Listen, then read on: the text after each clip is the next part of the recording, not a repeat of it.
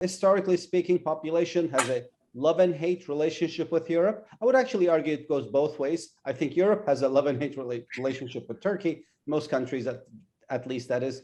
So that means Turkey's citizens love a good fight with Europe that they win. And I think Erdoğan is doing that. It's not the reason why we have this crisis in NATO. I think Turkey has legitimate concerns that there are fundraising networks by this group called Kurdistan Workers' Party, PKK, in Sweden. It's a terror designated entity by the NATO alliance, so these networks should not be allowed. And the Swedes also have contacts with this Kurdish group, PKK, Syrian branch called People's Protection Forces, YPG.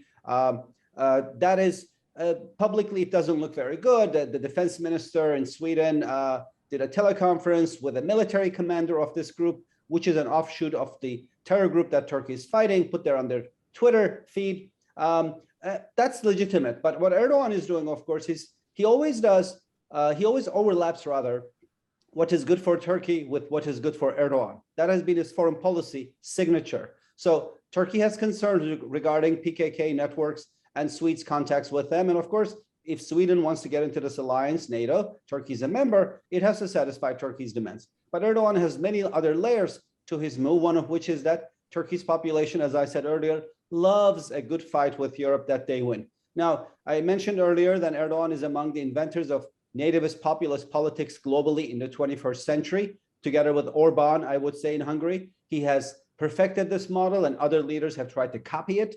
But Erdoğan and Orban are still, I would say, its inventors, and they do a very good job of it. So Erdoğan thrives on his global strongman image domestically. And if he can get the Swedes, and I think he will, agree to some of Turkey's demands regarding PKK, it doesn't matter that he gets, he may not be able to get them to agree to all his demands.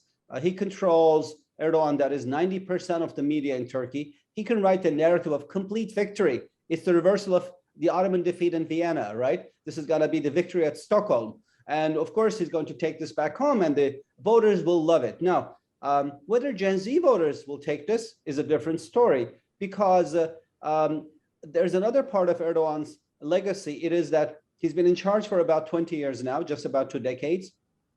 Support for him among voters about the age of 40, 45, meaning people who remember Turkey before him, is roughly at a ratio of 1 for him, 1 against him. That was until recently. Support for him among voters under 35, people who don't remember Turkey before him because he's been in charge for 20 years, is at a ratio of 1 for him, 2 against him.